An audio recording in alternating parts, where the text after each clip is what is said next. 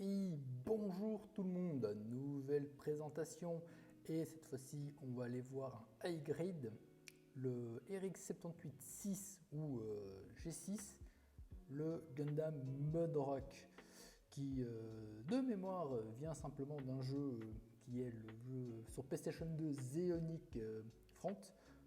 Je sais absolument pas si c'est canon ou pas, c'est pas le propos. Et c'est un kit que j'ai dans mes backlogs depuis déjà un petit moment, qui m'avait été offert en cadeau de Noël par un ami. Merci à toi si tu regardes ça.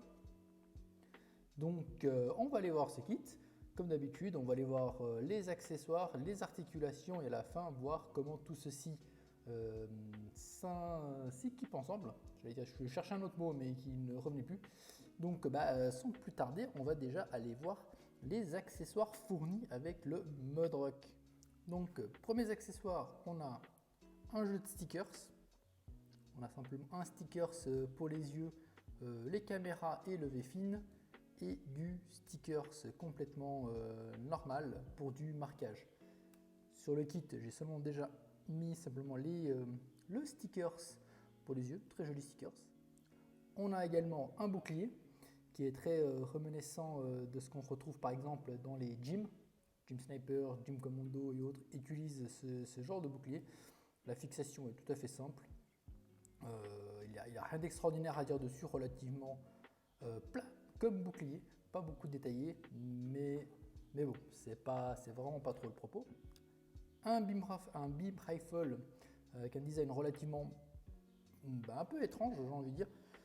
Il n'a rien de spécial, hein, c'est de mémoire, c'est juste deux pièces collées ensemble avec juste le canon. Il n'est absolument pas couleur accurate, mais ça, en le voyant, je pense que vous en doutez tout de suite. Une main spécifique pour utiliser le beam rifle et je pense vous en doutez les deux beam saber, enfin lame de beam saber, c'est vrai car en fait j'y pense pas forcément tout le temps, mais les deux beam saber sont déjà équipés sur l'unité, sur la partie supérieure des canons. Il reste encore quelques pièces, mais ces pièces on les verra à la fin, ça conserve une forme alternative. Généralement ça je préfère garder pour la fin. On va déjà aller voir côté articulation, voir ce qu'il vaut. Donc pour les articulations comme d'hab, hein, du haut vers le bas, hein, la première chose qu'on a, c'est les deux canons ici présents, qui eux sont sur simplement une rotule d'articulation, montent haut et bas les deux, rien d'extraordinaire de ce côté-là. On peut voir vraiment qu'il y a assez de détails assez sympathiques sur le backpack de ce dernier. Concernant la tête, on va mettre ça vers le haut, c'est simplement une petite rotule de plus classique. Bon, je n'arrive pas à l'enlever, mais c'est une rotule complètement classique. Ces dernières vous permettent de faire juste 360 sans aucun problème. Le maximum en haut et le maximum en bas. Rien de ça, complètement classique. Concernant les bras, on a cette petite flapette qui monte et qui descend. On a quand même beaucoup d'éléments vraiment très jolis, pas nécessairement tous couleur accurate mais très jolis. Le bras, on a le 360 sans aucun problème. Le bas pivote ici sans aucune difficulté. On a une double articulation, très jolie double articulation. Concernant le bras, il y a une petite particularité que j'ai rarement vue, c'est la possibilité qu'en fait on a l'avant-bras qui lui dispose d'un point d'articulation. Je pense qu'ils ont rajouté ça, ils se sont rendus compte que la mobilité du bras elle est super réduite car les bras sont quand même relativement gros et ils se sont peut-être dit on va rajouter ça juste au cas où si ça bloque pour différentes poses. Théorie bullshit, je suppose. Les mains quant à elles, c'est le truc le plus classique, hein, la petite rotule à l'intérieur, tout le mouvement qui va avec. Rien d'extraordinaire de ce côté, vous en avez déjà vu probablement des milliers. Concernant le torse dispose d'un petit peu d'articulation, pas énorme, c'est simplement là, comme d'habitude, bon, vous savez, c'est la petite rotule qui est située dans le torse. Les front skirts, quant à elles, sont individualisés. Normalement pas, mais vous devez les couper vous-même. Ça, je pense qu'à force, les high grade, vous connaissez. Les side skirts quant à eux, du haut et du bas, d'avant-arrière, c'est le truc classique. Petit peg sur un avant-arrière et le petit recul comme ceci. Rien de extraordinaire à ce niveau-là. L'arrière, quant à elle, reste complètement fixe. On a le support ici, je veux dire, une sortie de ventilation et le support pour les action bays. Pour les jambes quant à elles, on a un 360, aucun problème avec ceci. La jambe monte au plus ici, on a le split, je vais dire quasiment, on a le split. On a une double articulation, très jolie double articulation sur ce kit. Ici sur le côté, ce petit thruster, quant à lui, pivote de haut en bas. Ceci est simplement fixé sur une pièce ronde. Voilà, un petit peu trop lumineux quand même tout ceci, pour une fois. Et pour terminer, le pied ici, on a le ankle guard du haut en bas. Le pied quant à lui est simplement sur la rotule tout à fait classique, tout le mouvement qui s'en va. On a un petit peu d'éléments de décor en dessous, rien de folichon, mais très joli sinon. Quand je dis rien de folichon, j'entends que c'est vraiment du classique sur ce genre d'unité. Même le AG782 a ce genre d'éléments. Bon, quoique certains ont du creux et du vide autour, ce qui n'est pas le cas de celui-ci. Globalement, c'est un kit qui est vraiment très très bien détaillé. À ce niveau-là, vous pouvez voir, il n'y a rien de vraiment vilain. J'ai envie de dire, il est simple et efficace. Pour l'installation des accessoires, c'est tout à fait simple. On met simplement le bouclier qui se fixe ici. On voit clairement qu'il y a une petite rainure ici pour la fixation de ce dernier. Voilà, on fixe sur la rainure le bouclier qui est en place. Et en plus, le simple fait, hop là, qu'on a le point d'articulation supplémentaire sur l'avant-bras, fait que du coup, on peut avoir le bras de manière assez naturelle. Enfin, ça rend une pose plutôt naturelle. Pour le canon, c'est toujours la même chose. C'est la même chose que la bouche audiovisuelle. On a la main spécifique au canon, on la met en place et on reboue et on ferme le tout.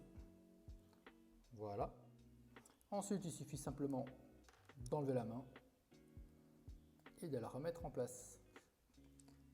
Comme cela.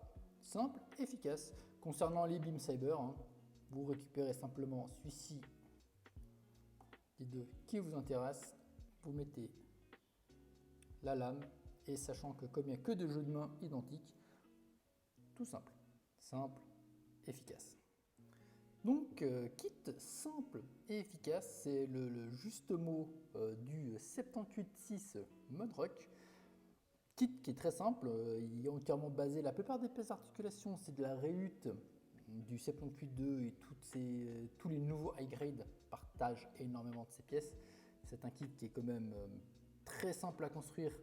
Je pense que vous n'allez pas être surpris dans sa construction, mais qui est quand même très agréable. C'est un kit qui se pose très facilement, très détaillé et tout ce qu'on apprécie sur un tout petit kit de la gamme high grade.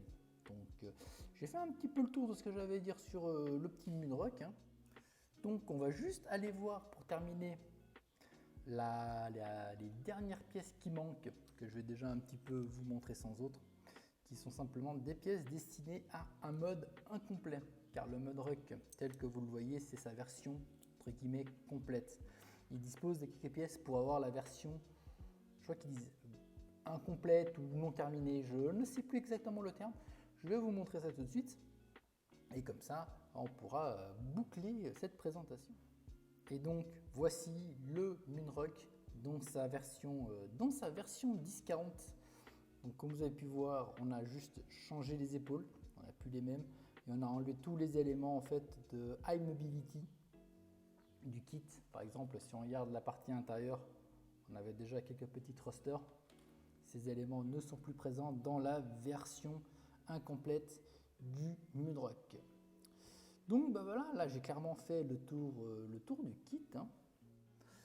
Donc quels sont les points négatifs du Moonrock? Le premier point négatif, malheureusement, je pense que vous pouvez vous en douter, Si je vous montre juste la première page du manuel, je pense que vous avez déjà compris. Malheureusement, ceci est un kit premium. C'est du premium Bandai, donc pas forcément le kit le plus simple à trouver en retail ou même dans toutes les crèmeries proposant du Gunpla ou autre maquette. Donc c'est le point négatif.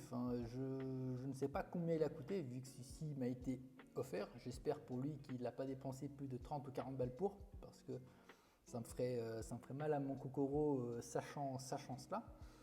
Et l'autre point négatif du kit, c'est un seul point, c'est un seul élément, c'est en fait les canons, cette vilaine ligne de jointure qui passe là et là, c'est vraiment la seule ligne de jointure assez vilaine et visible sur ce kit.